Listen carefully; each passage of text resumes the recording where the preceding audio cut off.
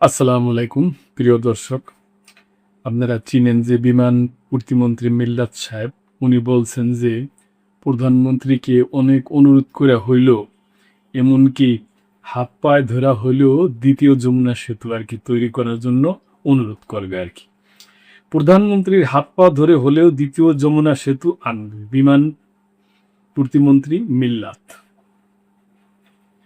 এলাকার উন্নয়নে জনগণকে আস্থা রাখার আহ্বান জানিয়ে বেসামরিক বিমান ও পর্যটন প্রতিমন্ত্রী এম রশিদুজ্জামান মিল্লা তিনি বলেছেন, প্রধানমন্ত্রীর হাত পা ধরে হলেও বালাসী বাহাদুরাবাদে দ্বিতীয় যমুনা সেতু আনব, ইনশাল্লাহ এ স্বপ্ন বাস্তবায়ন করব।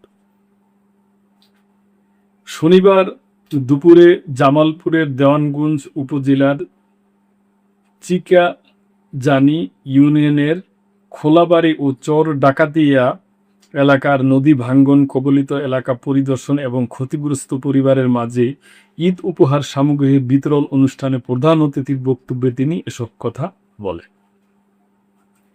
প্রধানমন্ত্রী প্রতিমন্ত্রী বলেন, বালাসী থেকে বাহাদুরাবাদ পর্যন্ত যমুনা নদীর উপর সেতু নির্মাণ করতে চায়।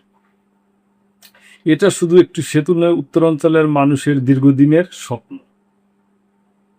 এ সেতু হলে যোগাযোগ ব্যবস্থা যেমন উন্নত হবে, তেমনি ব্যবসা বাণিজ্য ও অর্থনীতিতেও নতুন গতি আসবে। সেতু নির্মাণ নিয়ে নানা আলোচনা চলছে উল্লেখ করে প্রতিমন্ত্রী আরো বলেন, এটা নিয়ে টানাটানি চলছে। অনেকে চাইছে সেতুটি অন্য রুটে যাক, কেউ মাদারগঞ্জ হয়ে নেওয়ার চেষ্টা করছে।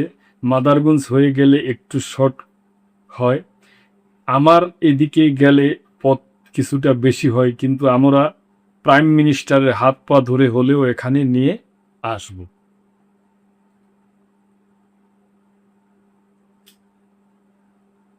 এ সময় তিনি স্থানীয়দের কাছে দোয়া কামনা করে বলেন, আপনারা দোয়া করবেন, যারা নামাজ পড়েন, বয়োজ্যেষ্ঠ মানুষ আছেন, মা বোনেরা আছেন, সবাই দোয়া করবেন। দোয়া অনেক বড় শক্তি। আল্লাহর রহমতে আমরা এলাকার উন্নয়নে বড় বড় কাজ করতে পারব।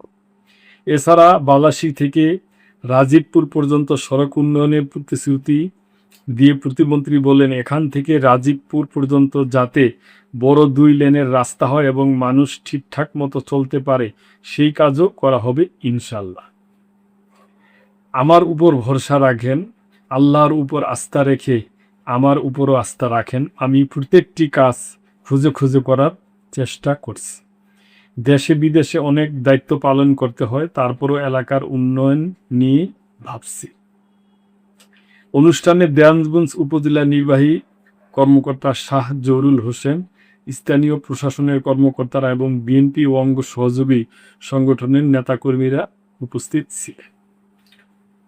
তো প্রিয় দর্শক, মন্ত্রী যেমন দোয়া চাইছে, আমরা দোয়া করি এলাকার লোকের এবং ওনাদের আশাপূর্ণ হোক, আপামর পুরা দেশের এই উন্নয়ন হোক, এটি আমরা চাই। প্রিয় দর্শক, এ ব্যাপারে আপনাদের যদি কোনো মন্তব্য থাকে অবশ্যই করবেন এবং লাইক, কমেন্ট, শেয়ার করে সাবস্ক্রাইব করে চ্যানেলটির পাশেই থাকবেন। আল্লাহ হাফেজ।